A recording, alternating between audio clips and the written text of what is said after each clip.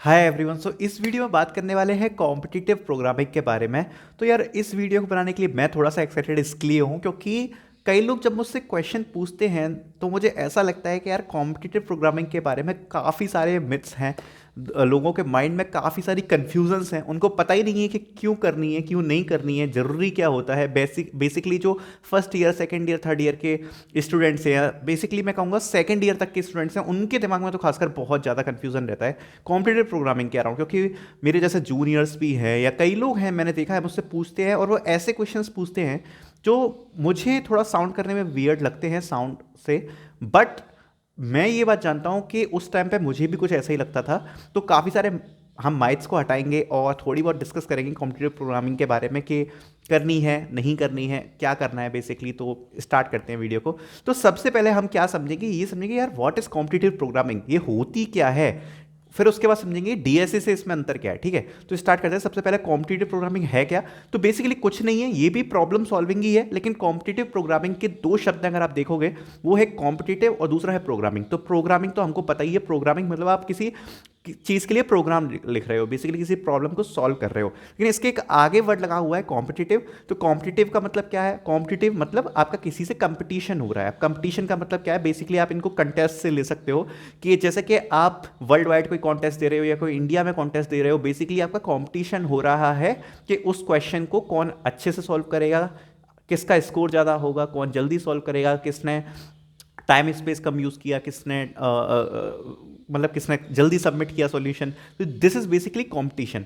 तो आपका कंपटीशन हो रहा है बेसिकली प्रोग्रामिंग में, दैट इज कॉम्पिटिटिव प्रोग्रामिंग। इसके नाम से ही क्लियर हो रहा है। ठीक है, तो ये होती है कॉम्पिटिटिव प्रोग्रामिंग। अब इसका डीएसए से क्या अंतर क्या है दोनों में। भाई DSA data structures and algorithms अलग चीज़ है, कॉम्पिटिटिव प्रोग्रामिंग अलग चीज़ है। दोनों में बेसिकली डिफरेंस कहाँ आ रहा है, तो उस बात को समझते हैं।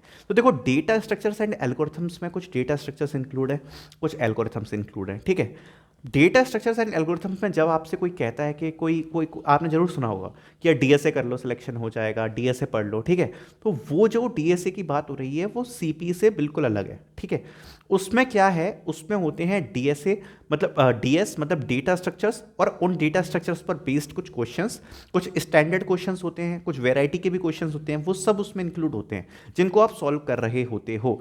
लेकिन कॉम्पिटिटिव प्रोग्रामिंग में डिफरेंस कहाँ आता है कि कॉम्पिटिटिव प्रोग्रामिंग एल्गोरिथमिक ज़्यादा होती है। मैं ये नहीं कहूँगा कि उसमें डेटा स्ट्रक्चर्स का यूज़ नहीं होता है, उसमें डेटा स्ट्रक्चर्स का यूज़ होता है, बट कॉम्पिटिटिव प्रोग्रामिंग एल्गोरिथमिक ज़्यादा होती है, उसमें एल्गोरिथम्स ज़्यादा लिख रही होती हैं, मैथ्स का पोर्शन ज़्यादा लग रहा होता है। यहाँ थोड़ा सा डिफरेंस आता है। जो एल्गोरिथमिक चीज़ें हैं वो आपको कॉम्पिटिटिव प्रोग्रामिंग में ज़्यादा मिलेंगी, डीएसए में आपको बेसिकली। अब जैसे मैं आपको एक एग्जांपल देता हूँ, delete a node from a linked list. ये क्वेश्चन आप डीएसए में कंसीडर करोगे, ना कि ये क्वेश्चन आप ये सोचोगे भाई ये सीपी में आ जाएगा। ये सीपी में इसलिए नहीं आएगा क्योंकि बेसिकली डेटा स्ट्रक्चर है, उसके ऊपर हम कोई ऑपरेशन कर रहे हैं, तो डेटा स्ट्रक्चर से संबंधित चीज़ हो गई। लेकिन कॉम्पिटिटिव प्रोग्रामिंग में थोड़े एल्गोरिथमिक टाइप के, जैसे बाइनरी सर्च के आपने एक बहुत फेमस क्वेश्चन है एग्रेसिव काउ, वो आपने देखा होगा। तो वो एल्गोरिथमिक वाली चीज़ ज़्यादा है, तो वो उस प्रकार के क्वेश्चंस आपको कहीं ना कहीं सीपी में ज़्यादा देखने को मिलेंगे।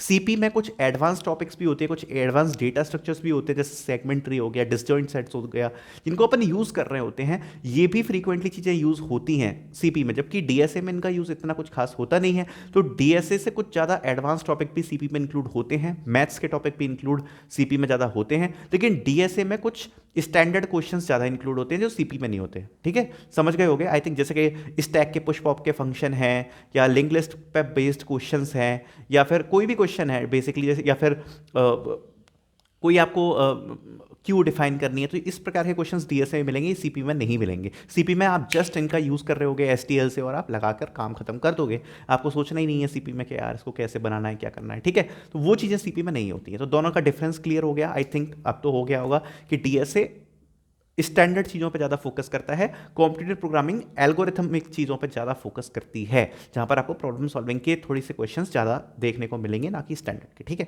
तो इतना बेसिक एक डिफरेंस है, ये मैंने आपको बता दिया है। और अब स्टार्ट करते हैं इस चीज़ के बारे में जो मेन टॉपिक है वीडियो का, कि आपको करनी चाहिए नहीं करनी चाहिए, कैसे करनी चाहिए, क्या है जो भी है, तो उसके बारे में डिस्कस करते हैं। तो अभी रिसेंटली मेरा काफ़ी एक ब्रॉड डिस्कशन हुआ है सेम टॉपिक पर। तो काफ़ी लोग थे, तो अलग अलग लोगों का पर्सपेक्टिव जाना कि क्या था। कुछ यूट्यूब के क्रिएटर्स भी थे, कुछ मेरे दोस्त भी थे, तो उनसे बात हुई, फिर जूनियर से भी बात हुई कि उनका पर्सपेक्टिव क्या है। तो काफ़ी इंटरेस्टिंग सा डिस्कशन था। तो उसके बाद जो एक कंक्लूजन निकला है तो वो मैं आपको बताता हूँ पूरा। केवल मेरी थॉट प्रोसेस नहीं है, काफ़ी लोगों की थॉट प्रोसेस है। तो स्टार्ट करता हूँ। तो सबसे पहले कि कॉम्पिटिटिव प्रोग्रामिंग आपको कब करनी है, ठीक है। तो इसके सुपर 3 रीजंस आपको देता हूं मैं। तो फर्स्ट जो रीजन है वो ये है कि अगर आप सीपी फ्रीक्वेंटली करोगे तो आपका टाइम मैनेजमेंट काफी बढ़िया हो जाएगा। जब आपका ऑनलाइन टेस्ट आता है या इंटरव्यू आता है, तो इंटरव्यू या ऑनलाइन टेस्ट जब आप दोगे ना, तो आपको ये चीज़ दिमाग में रहेगी कि एक टाइम भी इसका फैक्टर है। तो मुझे क्वेश्चन फटाफट करना है, फटाफट करना है, क्योंकि आपको सीपी में आदत है लिमिटेड टाइम में क्वेश्चंस को सॉल्व करने की, ठीक। दूसरी चीज़, जब भी आपको न्यू प्रॉब्लम आएगी किसी ऑनलाइन टेस्ट में, इंटरव्यूज में ज़्यादातर न्यू प्रॉब्लम्स कम देखने को मिलेंगी, स्टैंडर्ड क्वेश्चंस ही ज़्यादा देखने को मिलते हैं। ऑनलाइन टेस्ट में लेकिन क्या होता है कि कभी थोड़े हाई लेवल के क्वेश्चंस, न्यू प्रॉब्लम्स आपको देखने को मिलती हैं। तो उन प्रॉब्लम्स को जब आप अटैम्प्ट करोगे तो वो आपको काफ़ी रिलेटिवली इजी लगेंगी अगर आप सीपी के अच्छे खिलाड़ी हो। क्यों लगेंगी इजी? क्योंकि सीपी में हर कॉन्टेस्ट के क्वेश्चंस न्यू हैं, आपको देने की आदत है, कॉन्टेस्ट देने की आपको आदत है, और साथ ही साथ में आपके दिमाग में भी ये माइंडसेट चलेगा ही नहीं आपके माइंडसेट में कि यार ये बेसिकली कि क्या पढ़ा था, किससे रिलेट करना है। आपके दिमाग को एक आदत हो जाती है। जैसे मैं आपको एक्सप्लेन करता हूँ, जैसे अगर आपने केवल 600 क्वेश्चन सॉल्व कर रखे हैं स्टैंडर्ड क्वेश्चंस, और एक बंदा है जिसने सीपी कर रखी है, तो सीपी वाले को एडवांटेज क्या है, उसको इस चीज़ की आदत होती है कि मुझे नया क्वेश्चन देखने को मिलेगा, और ये आदत एक बहुत बड़ा फैक्टर लाती है ऑनलाइन टेस्ट में। तो न्यू क्वेश्चन से आपकी फैमिलिटी हो जाती है कि हमें किस टाइप से इसको अप्रोच करना होता है। और थर्ड चीज़ ये होती है कि कहीं ना कहीं आप अपनी रैंकिंग्स को देख पाते हो, अपने स्कोर को देख पाते हो कि लिमिटेड टाइम में मैं कितना अच्छा परफॉर्म कर रहा हूँ, जिस बेस पे आप अपने आप को एक जज कर पाओगे, ठीक है। तो ये 3 फैक्टर हैं जिनके लिए आप कॉम्पिटिटिव कोडिंग कर सकते हो। अब इन चीज़ पे मैं अगर आगे बढ़ूं तो देखो, सबसे पहले अगर आप एज अ बिगिनर हो तो आपके लिए एक सबसे बड़ी टिप क्या है? सबसे बड़ी टिप ये है कि कई लोग मुझसे ये पूछ रहे थे, जो मैं आपको वियर्ड क्वेश्चंस बोल रहा था कि मैं डीएसए करूं कि सीपी करूं। भाई ये क्वेश्चन ही नहीं है। अगर आपकी छत है तो आप 1 बाय 1 सीढ़ी करके चढ़ोगे या सीधे जंप मारोगे छत पे? सीधे जंप मारोगे तो उल्टे मुंह के बल गिरोगे ना। तो इसलिए DSA is pre requisite of CP. आप ये नहीं सोच सकते कि मैं सीपी करूं डीएसए करूं, आपको डीएसए तो करना ही है। DSA is basics. जब तक आप डीएसए नहीं करोगे आप सीपी पे मूव कर ही नहीं सकते हो। दूसरी चीज ये है कि आप ये भी मत सोचना, मैं कभी रिकमेंड नहीं करूंगा कि आपका थोड़ा बहुत डीएसए हो गया, आपने 100-200 क्वेश्चन लीड कोड पे मारे और आप मूव हो गए सीपी पे।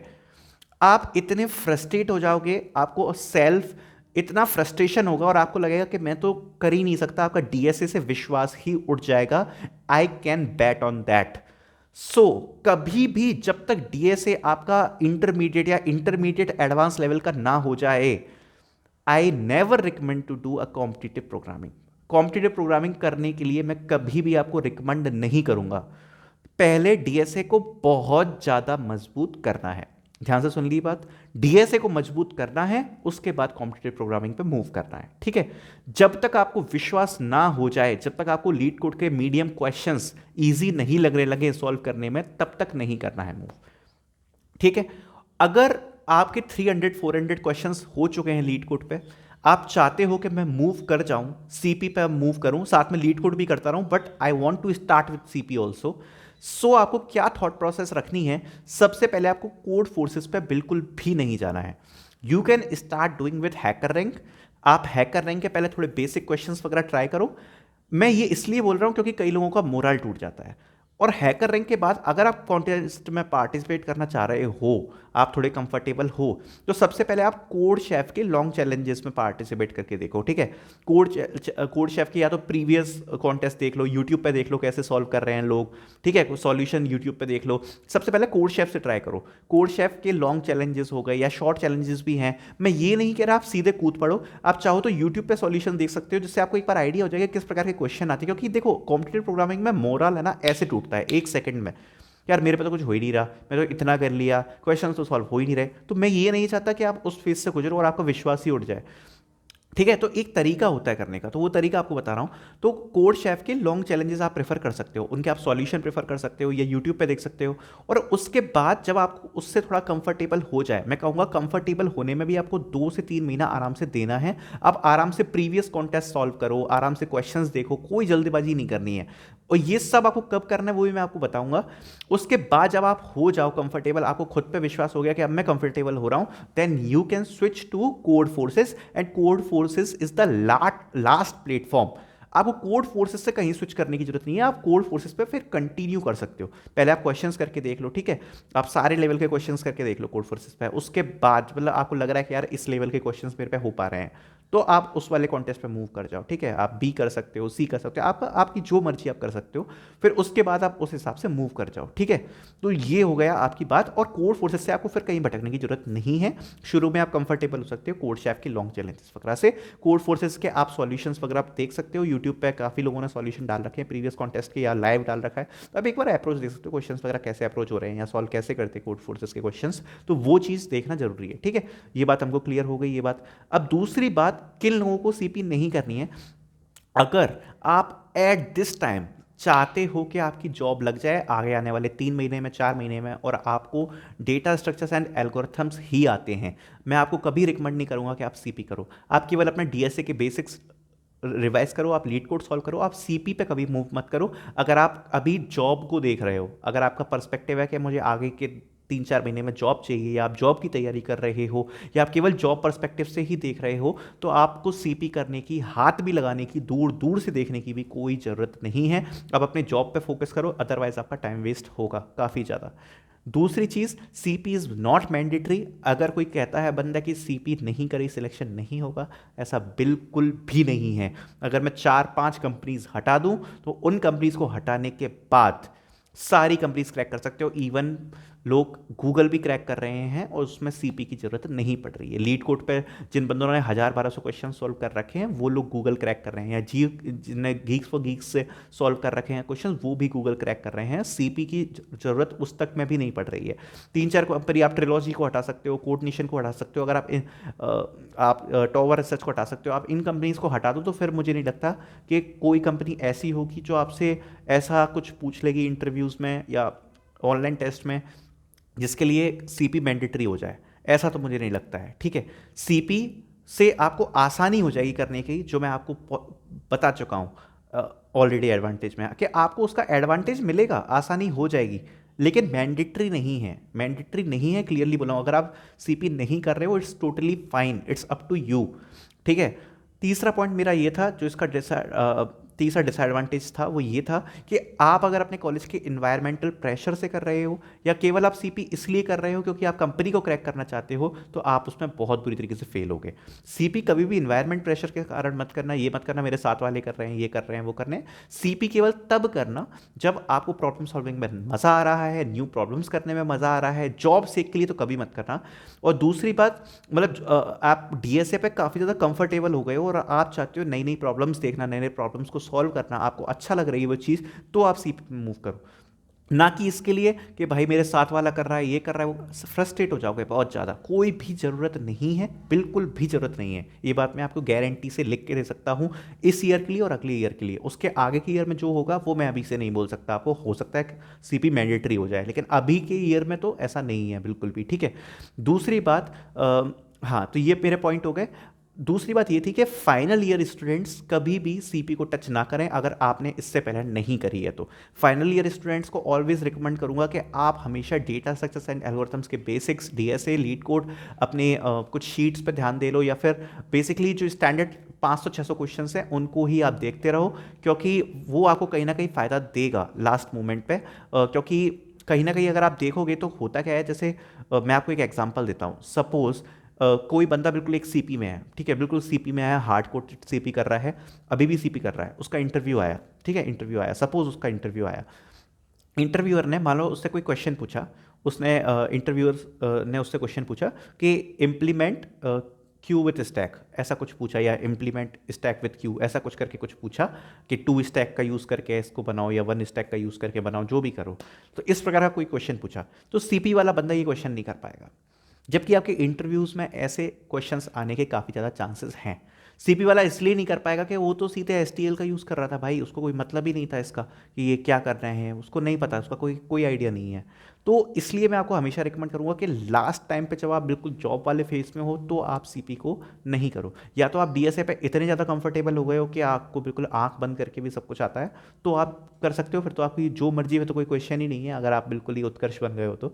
लेकिन अगर ऐसा नहीं है, आप अपनी जॉब के लिए देख रहे हो, तो जॉब के टाइम पे तो ये देखना, यस अगर आप second year and third year में हो, और सेकेंड ईयर और थर्ड ईयर में आके अगर आपका ऐसा मूड बन रहा है कि भाई मैं बेसिक डीएसए पूरा कंप्लीट कर चुका हूँ, मैं डीएसए में कंफर्टेबल हो चुका हूँ, डेवलपमेंट में जो 2-3 प्रोजेक्ट चाहिए जो मेरे रेज्यूमे को अच्छा करेंगे वो प्रोजेक्ट मैं कर चुका हूँ, इतना सब कुछ हो चुका है, मैं कंफर्टेबल हूँ प्रॉब्लम सॉल्विंग को आगे बढ़ाने के लिए, then you should move with CP, because फिर वो आपको हेल्प ऑब्वियसली करेगी, आपको और अच्छा बना देगी प्रॉब्लम सॉल्विंग में। So this is the whole conclusion. I hope आपको बहुत चीज़ें क्लियर होंगी इस वीडियो में। अगर ये वीडियो पसंद आई हो, और अगर आप भी अभी अपने स्टार्टिंग में ही हो, कॉलेज के स्टार्टिंग ईयर में, अगर आपको ये टिप्स अच्छी लगी हो तो आप वीडियो को लाइक कर देना, और अगर कोई डीएसए से रिलेटेड वीडियो चाहिए तो कमेंट सेक्शन में बता देना। Thank you so much for watching this video.